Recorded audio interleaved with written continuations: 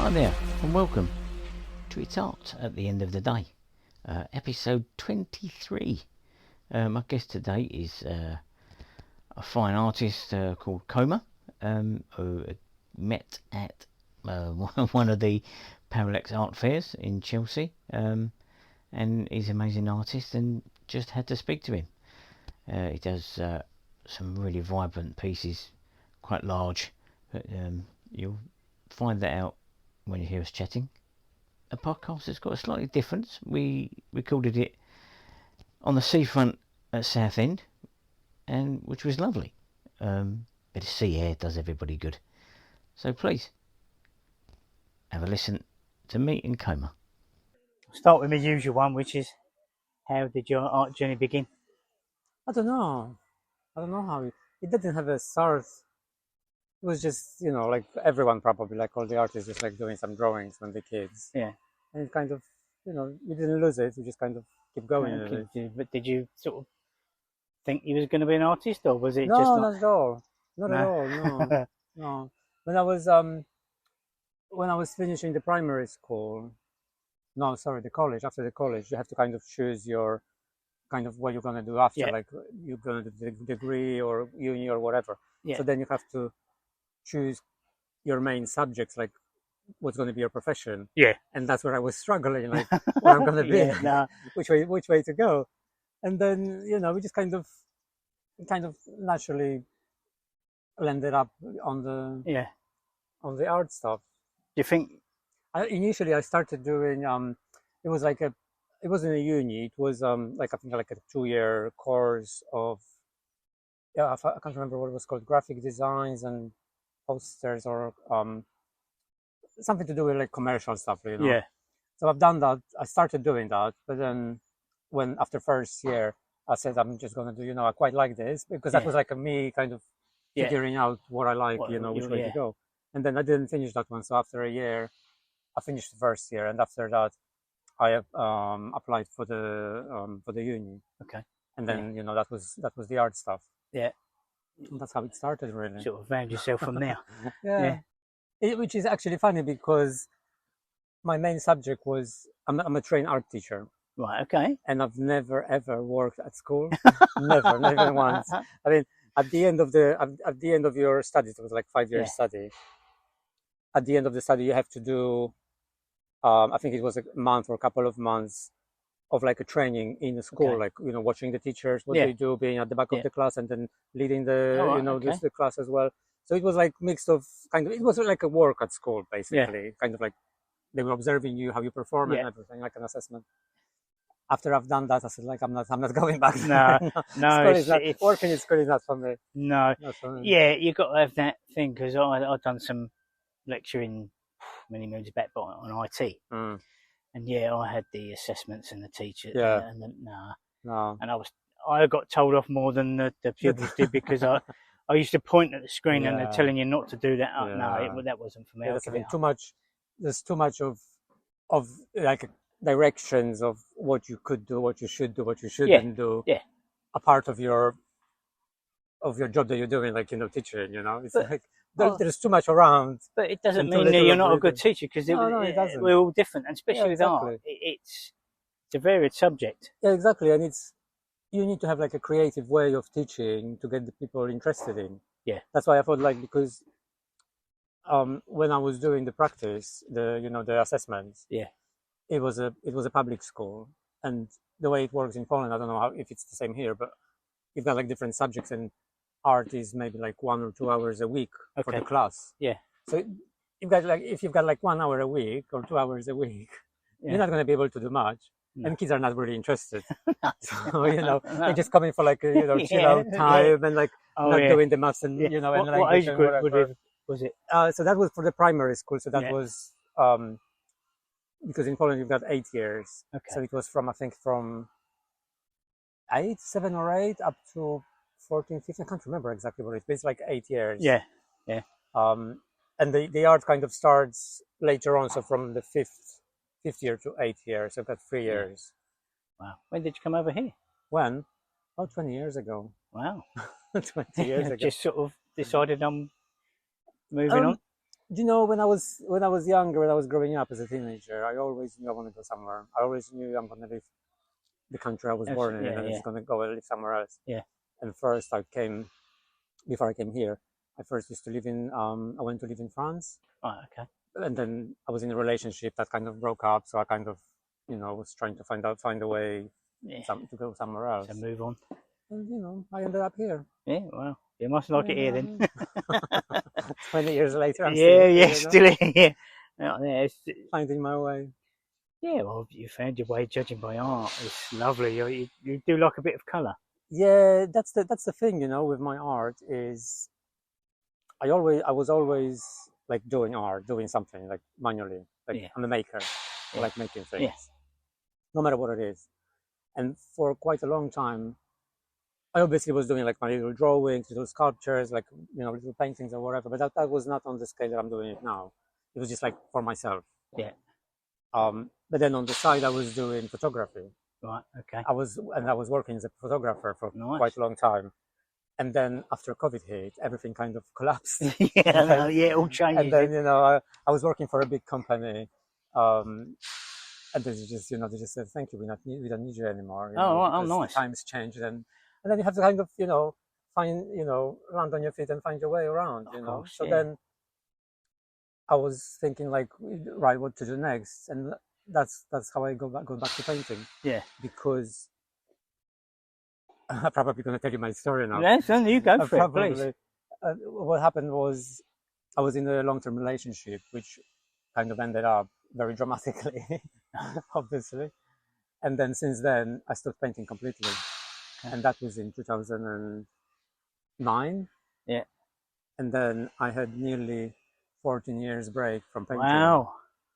And those paintings that you've seen on the shows, recent shows, yeah, these are from last 2 or 3 years. This is my new stuff. Yeah. Wow. Yeah. Because when photography ended for me, I could obviously, like, you know, go back and try to find new clients and, you know, work my way around. But it wasn't as easy as pre-COVID. Yeah. Because then, you know, lots of businesses collapsed. Everyone was downsizing, so, you know, it wasn't so easy. And lots of clients that I had before I started working for that company as a photographer, they closed down the businesses. So I couldn't quickly, do you remember me? You know, I'm available. You know, do you have any work? So, you know, it was like starting from zero basically. Yeah. So then I thought, like, if I'm starting from zero, from scratch, and I'm going to go back to painting, then I thought, like, you know, I want to do this. Yeah. And so I was thinking, if I'm going to start from scratch, what my art will look like, what I'm going to paint about. Yeah. So that's how it came up. I was always having my little sketchbook with me, which was like a diary for me. It was journaling. That's how you sort of finesse what you're going to paint. Exactly, you know, I'm not writing in the diary, I'm just drawing. And I'm drawing about my life, about my, you know, specific situations that happen, like emotions, what I feel like, you know, or what's happening around, what's happening in my life. Did you pick bits out of that diary to then make a piece? Literally. Yeah. What's in the diary are already projects to be painted on. Wow. I should bring you my diary. Yeah, no, that's fine. I should bring my diary with you so you can see. But literally, on the last exhibition at Parallax, I had my diary, and some people were asking, you know, like to see the diary because I had it out. Yeah. And I was literally showing them, and it looked literally there was a sketch of the painting, and the painting was like. Would you want to publish the diary as a book? So there is a it's a big possibility, but not like a book or anything. But I'm going to show it. I'm going to show it in public. Oh, nice! Because I'm preparing a big solo show, and I think I'm going to dedicate one big wall just for the prints from the diary, so people will see like what my paintings are about and where they're coming from. Yeah. Oh wow, in a sketch form. Whereabouts and when? So that's going to be in 2027. Right. Okay. So I still got it takes a while. But that's that's how long you wait for the exhibitions, for the show in the gallery. And and that's going to be in Beecroft Gallery in Southend. Okay. The one behind the station. Yeah, I know. Victoria. Yeah. Oh wow, yeah, nice. Yeah, so they agreed to do the solo show for me. That's brilliant. Yeah, it's amazing. Nice and local as well, isn't it? I literally live around the corner, so it's like transporting the 50 old paintings. I could just literally bring them. It's hard work, isn't it? It's like doing parallax and all that. It's just hard work. All the shows and art fairs and everything. Are you constantly looking for? Yeah, all the time. Yeah. I'm applying like as we speak. I've applied for like 3 or 4 different shows, and I'm just waiting for confirmations. So I can't. You say very organised. It's like, well, it doesn't. It sounds like, but it's not really, because most of those shows and art fairs, they like, I'm not actively looking for anything. Yeah. If I'm browsing on the internet or on Instagram, sometimes they pop up. Yeah. It's like, saying, "Oh, you've got 5 days left to apply." I was like, just starting reading what's that show about, and if it's suitable, if it's good enough, I would just apply for it. And you never know. So now at the moment, I think I've applied for 3 or 4 different shows, and I don't know which I'm going to be accepted for. Yeah. I don't even know what I'm doing. If you ask me, is the thing. You've just got to blanket apply for everything. Exactly, because you apply for like 20 shows a year, and you probably will be rejected for like at least 60% of them. Yeah. Yeah, that's right. Yeah. So you have to have like a some kind of. You got a lot of. You got to do safety net. Yeah, definitely. Because if not this one, there's going to be another one. You can try another year again if you like the show, if you really want to. Which there is a show which I'm applying like for the 3rd time this year, and I'm just waiting for. They sending their confirmation like as we speak right now, and I'm just hoping I'm going to get an email. Yeah. But you never know. So twice they already rejected me, so I don't know. I think it's not luck, but it seems to happen at the right time. It's a mixture. It's a mix. I would say, from what I've seen, it's a mixture of luck, of people who are choosing the artists. Yeah. Because sometimes you've got different panels. Yeah. And sometimes they've got something specific in mind, like a theme for the exhibition, or they go for the color, they go for the, I don't know, for the size. Sometimes just just by that, Yeah. You can be rejected because your painting is too big or too small. Yeah, I know. It's so subjective. It's not. That's the thing. You're and the amount of applicants, applications. Yeah. It's massive. So if they have to choose, I don't know, 50 or 60 artists from 7,000, it's like the chances are slim. Yeah. We've got to be very patient and not let it get to, because I don't know about you, but it does get to me when I get refused or declined in any way, and I go, oh. Do you know what? At the beginning, to me, it was like a hit in the back. Yeah. But I started thinking slightly differently about this now, because when I look at my paintings, what I do now is I'm telling my story. It's like it's not commercial. It's just like personal. It's my own stories in my own way. Yeah. I don't paint pretty flowers or like a decorative art. And lots of shows and commercial exhibitions, they're focusing on that, on more kind of commercial stuff, because they sell well to like a wider public. Yeah. Like everyday Joes. This is because you go like Parallax, you've got down the road, you've got Clarendon's. Yeah, exactly. And you look at the stuff in there, everything art is art. I'm not moaning at everybody's art, but it's very commercial, and it's very commercial, very gimmicky. Oh yeah, it's very gimmicky, very and it's borderline on trademarks. Yes. So because if you look on those paintings, I probably shouldn't be saying that in the podcast. No, we're allowed to say what we want. Hear what I'm saying? No, because if you look at it, like 60% of it is copies of Basquiat, Warhol.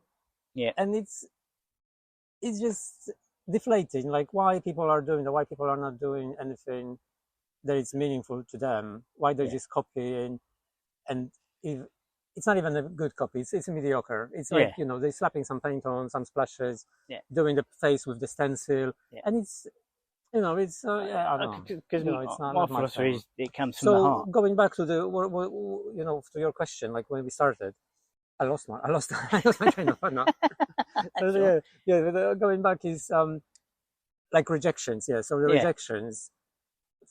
I treat rejections now differently from like main galleries, like high street galleries or art shows, like art fairs. But not really large art fairs, but like more kind of like art gallery, small commercial gallery exhibitions. I would say, because looking at what they're choosing, I'm not really good fit for them. So to me, in a way, it would be nice to get my stuff somewhere out, but in a way, it's a compliment. Yeah. because it's showing me that I'm not following, commercial stuff. That's and true. I'm I've not never doing, thought of it like that. No, I never thought of it so that way. if you think in art history, if you think of expressionism, Yeah. that was the Salon of Rejected. That's how it all True. started. So because Yeah, true. no one wanted to show them, No. because it was too colorful. Yeah. At that time everyone was painting brown. That's true. And they were painting like pinks and blues and yellows. Yeah. And the sunset with with fauve colors like red and green. Yeah. And that was new, and no one really liked it. People didn't know No. what that is about and Yeah. how to approach that and Yeah, what the value of thought it of is. it that way. Yeah. So that's for me. I take it as a compliment now if I Yeah, get a true. rejection. Yeah, no, that's know? yeah, true. I'll have And to that's start. kind of I've had so many compliments then. there you go. And it's also it's also motivating you Yeah. to because it kind of grounds you and makes you feel that you're in the right place. Like you're doing your own thing. Yeah. You're not following But anything. you've got to, haven't you? I mean, I was just going to say, have you got any influences at all? Oh, a lot. Yeah. A lot, but it's not literally. I'm not copying anything No, literally. but like, things like surrealism, obviously, Dali, and there is a Polish painter and poster maker, which you might heard of. His name is Starowiejski. Yeah. Just Google him. He's amazing. When I was growing up and I was in school, I was huge fan. Yeah. I was huge fan. I've seen his paintings live. Yeah. They're huge. They're like 7 meters wide, and Yeah. he was drawing that everything with charcoal and Wow, yeah, and it's amazing. It's amazing, and he was surrealist. Yeah. He's gorgeous, and Salvador Dali, obviously, and then things like color inspirations from impressionists, but then that was kind of influencing like your toolbox, so you've got your own toolbox, you kind of develop your style. Yeah. But then, so that was kind of like a basics for me.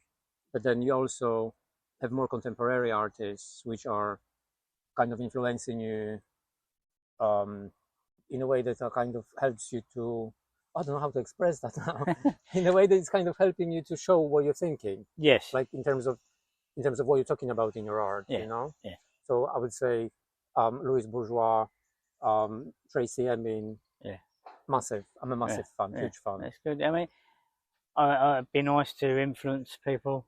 Yeah. Yourself. Me? Yeah, of course you will. Of course you do. I mean, I started this 2.5 years ago. Decided to leave the work, become a photographer, and we're my studio I'm in the middle of 35 artists doing fashion design, painters, sculptors. Yeah. And they have influenced me more. Yeah. Than being around. Yeah. Yeah. Yeah. Like yourself. That's why this started, because I enjoyed speaking about how you do your work. And you'll influence without you knowing. You definitely will. And even sort of in 60 years. No. There'll be people walking around that might just be starting in art and going, wow, that's how I'd like to do it and stuff like that. But talk about your sketchbook. So when you take that and make that piece, because your pieces are quite big, aren't they? So the ones that you've seen, this is my middle size. I go usually even bigger. Do you? Yeah. But I don't really show them much because it's very difficult to transport. Yeah, you can. They won't fit in my car boot.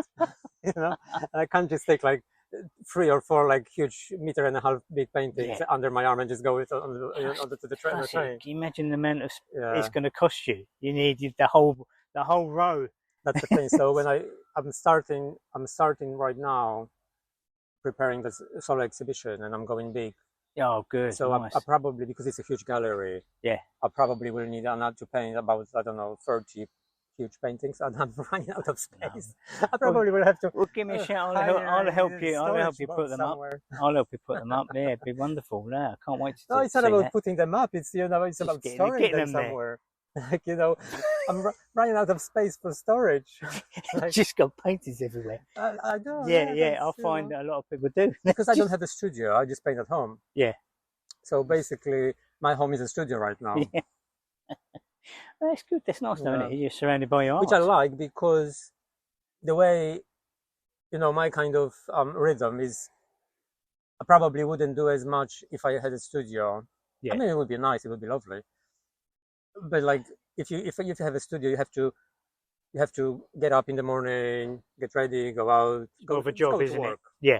So you are in the studio Yeah. from say 9 to 5 or 7, wherever. Yeah. And in that time, you have to work. Yeah. I can't work like this. It's like I have like few paintings out. I just do my lunch, you know, Yeah. chill, relax. But I'm Yeah. still around the painting. I can still see what's going on the canvas. Yeah. And I'm thinking constantly like what needs changing, what needs to go this way, what needs to So go did you that come way. back to a piece after All the like, time. yeah. Yeah, all the time. Yeah. Yeah. So it's like, you know, they're still out there. If I'm painting something, it's out, and I'm looking at it all the time. So that's kind of work. That kind of works for me very well if I'm at home, because I can do other stuff in between. Yeah. Sometimes I have to wait for the layer to dry. You know, you have to. Yeah. You know, What do you predominantly use? So the large ones, I don't know if you've seen. You've been here the last time. So Yeah. I've had a mixture of large paintings, which were acrylics, and then I started doing like a smaller sizes, more kind of I wouldn't say they are realistic portraits, but they're more kind of like illustrative, Yeah. kind of romantic. I don't know if you remember, if you've seen like faces with like different flows and flowers and you know, some stuff like that. It's kind of more kind of realistic, but not. But, Yeah. So those are oils. Yeah. Because my favorite medium would be oils to paint, but I can't paint oils at home that Does big. it take a long time to dry? Oh, it takes ages. It takes ages, and they're so messy. Yeah. So that's you know, that's my kind of schizophrenia in art, like being between those two, like acrylics and oils, because I love oils. I love the creaminess. I love, you know, how you mix them. I love how you blend them. So there is a big difference between the two. With acrylics, but they dry so slow. With acrylics, they dry so quick, Right. but they're not so creamy. They're not so blendable afterwards. Ah, I see. It's really difficult to match the colors after you've already done one, because acrylics dry, they lose in color. They kind of dry. So in a way, oil is a bit darker. more forgiving. So it allows if you mix an oil on the palette, that's how it's going to look when it dries. Oh, right, okay. If you mix an acrylic on the palette, it's going to be darker. It's going to be duller. It's going to be completely different. And then if you run out of that color, you mix up some more. You will never match it. You will never match it. Well, yeah, no. It's like I if can't you're painting paint acrylics, you have to make a big batch of color. Right. You know, so Yeah. you have to have enough. Wow. Yeah. So that. So that's I'm kind of in between. I like the fastness of acrylic because it dries really fast, and so you don't have to wait like a few days for the layer to dry to paint another layer on top of it. Yeah. I'm kind of in between. That's why I'm doing acrylics in big. Yeah. Because they cleaner and they faster. Yeah. And I'm doing oils in smaller because, you know, I can put them somewhere in the side, in the corner, so they're not kind of, you know. Just doing it. It'd take you years if you did a massive one in oils, wouldn't it? It would take long. It would take long to dry. Yeah, but how long does a piece roughly take? Like a medium-sized piece? It depends. There's no rule, to be honest. If I know exactly what I'm painting, if I know the colors I want or composition and everything, that would take me like, I don't know, a week. Yeah. A week probably. But you don't. But it's not like, rush you know, sitting constantly like 24/7 and painting. It's like, you know, having breaks in between, having like maybe 2 or 3 sessions a day. And do you have a couple on the go, so you move from one to... That's the thing, because I didn't know what was going on. I mean, I knew, and the way I work and the way I kind of. So I've recently discovered that I've got ADHD. Okay. Which I never knew. Yeah. And now I'm kind of going into the rabbit hole, trying to find more information about how it works and why you do certain things, and the way that you're doing things. Yeah. And now suddenly everything falls into place, like a jigsaw puzzle. You understand yourself. Now it's kind of making more sense, like why I'm doing 5 paintings in the same time. Because it's like you start one, you can't focus, you go to the other one. This one needs to dry, forget it. Do another one and another one. So I usually have like 2 or 3 at least going at the same time. But it's, you know, that's how my brain works at the moment. I mean, not at the moment, but at the moment I know. That's how it works. I have to have something, around for a quick change, because I get bored very easily. Okay. And I can't focus too long on one thing. Yeah. So if I start painting one and I get bored, I just need to switch over quickly, do something different. Yeah. And then I get bored of that one and I go back to this one. So it works well for me, you know. Yeah, but it keeps each one alive, you know, doesn't I'm kind of really happy that it's kind of that I kind of find out that that I've got ADHD, because the more I'm trying to learn about it, it makes more sense, and it's kind of helping me to move forward and progress and understand how how my life works, basically. You know, Yeah. what I'm doing and how I'm reacting to things. You know. Yeah. It's sort of, like you say, Yeah. it's like you found that piece of the jigsaw. Yeah. And it's Yeah. But if it's got to be influencing your art, it probably does at some in some ways. I'm sure it does. because art comes from inside. Yeah. And it should come from inside. Yeah. Again, from when we were speaking about commercial Yeah, pieces, that doesn't come from the no, inside. no, that's just done to sell it. Oh. And I don't believe in that. I think it's No. all with inside and to me, if you don't have a story to paint or to talk about, just be quiet. Yeah, no, that's right. Just True. be quiet. Oh, yeah, it's got to shock There to a is certain no degree. point. I mean, you know, there is a place for beautiful landscapes. There is a place for beautiful portraits. Yeah. But it needs to have a story behind more than just what's on the face. Yeah. Because now you've got, you know, that's how art progresses to me. Yeah. Yeah. Not only to me, but that's how, in general, that's how art progresses. Like when you look on the art history, like in the Middle Ages, and then after that in Renaissance, and you know, all the artists were painting realistically. Yeah. Because we didn't have photography, so it was Yeah. showing what you see, The realism of literally what you see. Yeah. So you know, painting big portraits of royal families or rich people because they could afford that.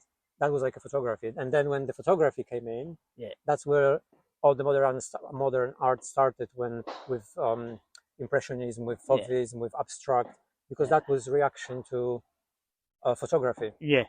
Because there is no point for artists to recreate real life if you have a photography. And now, even like, you know, fast forward to now, you've got computers, you've got AI. Yeah, I know. Yeah. So you don't really have to be an artist. You just click a few buttons, you just give some prompts, and you come up with super realistic, surrealistic, beautiful images. But this is not art. No, this is not, to me, this is not art, because this is based on already existing art that the AI is taught on. Oh yeah, no, it only goes by what we've done.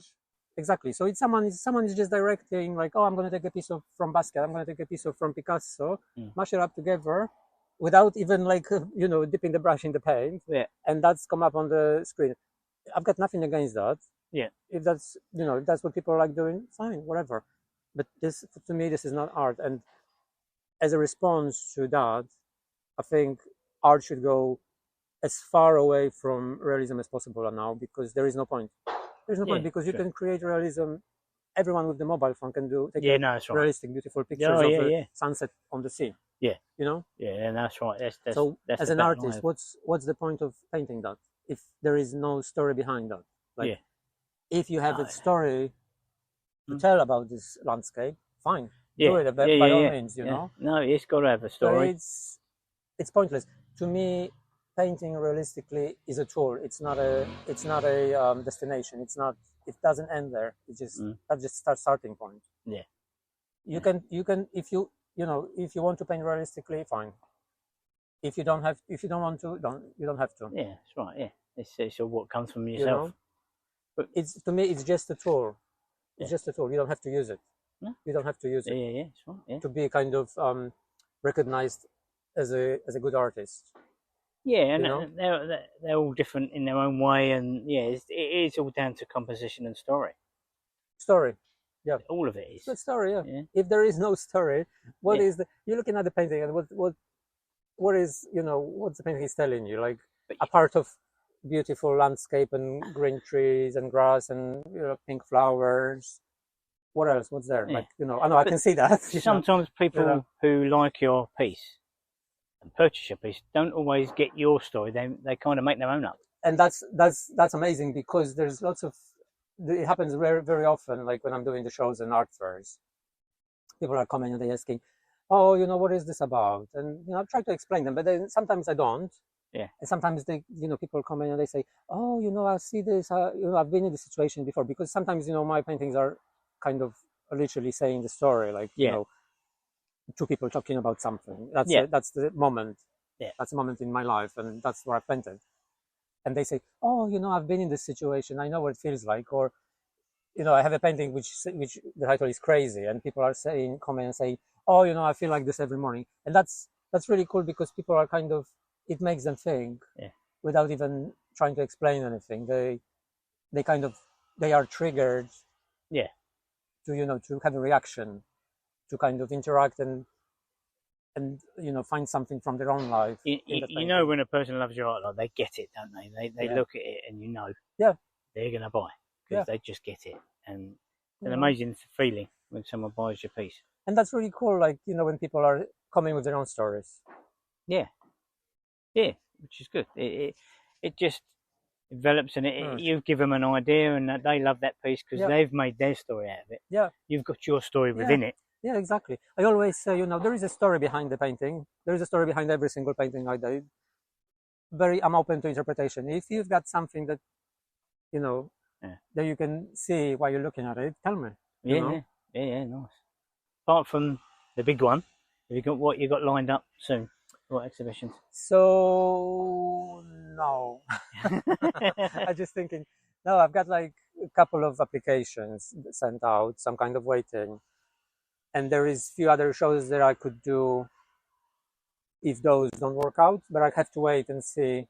Yeah. Because all of those shows you have to pay quite a lot of money to, to be in there. Didn't you tell me he was looking at the other art fair? Yeah, that's one of them that I'm waiting for. But that's quite a lot. So if I'm going to be accepted for this one this year, then I can't do anything else in the same time because one is going to be way too expensive and two is going to clash time-wise. Oh, right, okay. Because they're kind of more or less happening in the same time. So at the moment, I don't really have anything. If those applications will be rejected, I probably will apply for parallax again and probably something new. Yeah. I don't know. At the moment, I don't have. The only thing which is happening at the moment for me is getting ready the solo show. Yeah. That's what I'm focusing on. It's still a lot of time, but but if you think it's only 2 years, it will go in a flash. All of a sudden, you'll be like there. 20 or 30 big paintings. And the thing is, because I wanted to have the show with a theme. Yeah. Saying about something specific, so there would be a whole story across the whole thing. Okay, that's nice. Which means that I cannot just like do whatever. Yeah. I will have to paint specifically for the show. Wow, yeah. So it's gonna be giving yourself a little bit of a task. I know, but it's you have to be challenged. Oh, yeah, of course. Yeah. Because if you're not challenged, you're not thinking, you're not creating. You just kind of. It's not creative. It's just kind of like it's like work 9 to 5. Yeah. Yeah, you don't want that. It has to come from inside. You have to talk about something. Yeah. It has to be about something. You need to have a reaction to it, when you do it, when you think about this. It needs to be something important. Yeah. Oh, yeah. It's not worth just going, oh, there you go. There's a painting. Yeah. It's got to be. So that's the plan for now. I don't know. I don't have any other plans. I probably would be applying for like different shows, like if something pops up. Like art fairs, trying new things. Because I've done parallax twice. I probably will. I would do it again, but I want to try something. I thought you'd done more than that. So the first time I met you was the first time you'd done it. Yeah, like I think it was March. I can't remember now. March. Yeah. Yeah. Oh, right, okay. Yeah, so that was the first one, and then the second one was in July. I've got a sort of love-hate with that. Do you? Yeah, I like it, but it doesn't like me. It's gone. It was quiet last week, wasn't it? Yeah, the last one was really slow. There was lots of people were saying that people are on holidays and not. Yeah, I think there were not many visitors, but it was still alright. It was still alright just to show and pick it off the box. Although I found there was less artists, but I like that. Yes, because sometimes it can be a bit claustrophobic. Yeah, crowded, yeah. And it was quite. I found it a little bit more. There was movement. People could move around rather than bumping into each other and stuff like that, which I thought was better. But yeah, definitely quiet, which is a shame. But it's hard. Yeah, well, that's what it is. You can't really predict, how many people will come, or if you're going to buy sell something at all. Yeah. No. They have their fight as much as we can all moan and say, oh, it's quiet and all that, and how much they charge, but they have their fight to get people in. Yeah. So they work quite hard to advertise and whatnot. Yeah. So it's difficult, but I find Parallax's advertising is very strange. I didn't really look into the advertising they're doing, so I don't really. You never see a picture. It's just but that's the way they are, and Yeah, they've got their own little thing. I think the most they do is on Instagram, isn't Yeah, it? yeah. The adverts on Instagram. Well, it is what it is. But But it's a good location. oh yeah, It's a good location. I think the first one I've been in March was really nice. There was lots of people. It was very busy. yeah. That was at Chelsea, Yeah. because you've not done when I was at Kensington. No, I haven't done the Kensington No, one. No. because that was quite nice as well. But a very modern, just a brick building, sort of Mm. really sort of. Yes, you Yeah. either like it or you don't. But Chelsea's got inside is beautiful, Mm. and that lends itself more That's the to thing. art. I think That's the thing. Yeah, it's such a beautiful the building is really great. Yeah. But, wow. So, anything specific you're going to be painting when you get back, or are you working on pieces now? For the show, or well, generally. so. Just because I'm doing the show, I will be probably painting lots of things in one theme at the moment. So, do you Everything paint, from my do you paint diary. daily? Hmm? Do you always painting daily? You always? Not every time. No, No. not every day. No, not every day. It's when I just got some time, Yeah. and when I feel it. Sometimes you just don't feel it, No, yeah. know. Sometimes you're just tired. You've got back pain. You've got this or that. You don't feel like painting. It's normal. But it's like if I don't do large paintings, I always have a diary. I always, do my little sketches and Yeah. something. Even if I don't paint, I paint in my head. Yeah. So I'm sitting in front of the painting, which is like halfway through, and I'm thinking, oh, I need to paint this more blue. This one needs to go more orange. And in Yeah. my head, I'm already painting it. So Right. when I get the feel of, going and sitting down, I will know exactly what to do. That's good. So it's not like physically doing the thing. Yeah. Yeah. All the time. Sometimes you just think about this and it still counts like painting. Yeah, no, of course. You know what I mean? It's Yeah, like, definitely. it's a prep. Let's call it prep. Prep Let's call it work. Yeah. prep. Yeah. But no, at the moment, because I'm doing that show, I will be doing, so the show, because I didn't say anything, the show is going to be about my relationships. Yeah. Specifically one, and then what happened after. Mhm. Specific situations from the time of that relationship, how it ended, Mhm. what happened after, and how I was dealing with that. Yeah. For the next 14 years. Right. Okay. It hit that So, hard. Yeah. That's a long period of time to cover, So I have to pick different situations from that time. But that's how long it took me to realize that I'm ready to, to turn the page over or just even close the book down completely. Yeah. That's how I'm dealing with it, doing the Okay. sketches, Yeah. drawing about this, painting about this. So for me, that's like a therapy, I would say. Yeah. Like putting things on the canvas, seeing them. So for me, right, okay, that situation is done. It's painted. I said about it. It's over. I don't have to think about this anymore. I think it does, though, doesn't it? It does yeah. help. You feel lighter. Yeah, I've spoken to different people that have come from having mental health issues, and doing painting and stuff has helped them, and the other way around. And yeah, I think doing art in whatever form does take you away. It's a therapy. Yeah. So the title of the show it's still working title, but I'm 100% sure that's going to stay like this. It's the title of one of the paintings, the main paintings, and it's We Used to Be Lovers. Right, so that's going to be the show. Nice. So everyone is invited. Yes, yeah. 2027. Well, yeah, if you could give us, I know you Of course might I know will, all the I will details, post and everything on Instagram. I'll put it on everywhere. the description of the the podcast, so they can there's still find time. you and all that. So that's that's what I will be painting from now on. Wow. Painting about my love life. Yeah, but it's life, isn't it? Yeah, that's what it is, And we can't do. That's all we can do. Yeah. And there's lots of people, like, when they're looking at my paintings and they say, oh, I can relate to that. And that's really nice, because it's not really helping anyone, but it's like people can comment and see and they can relate.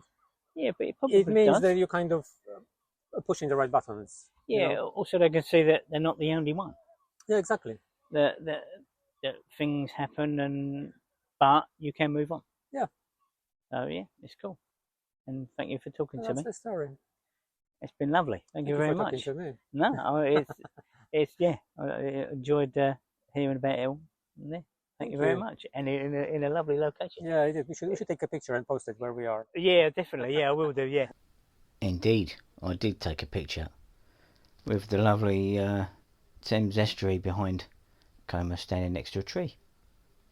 Makes a change from a picture of people standing next to their art, but I'm sure you'll be visiting his Instagram and website, which is all the details are below within the show notes and description. What a lovely conversation, open and frank conversation we had in a beautiful location, and made a change to be outside with some seagulls and some construction sounds going on. Hope that didn't appear too much within the recording, but yeah, again,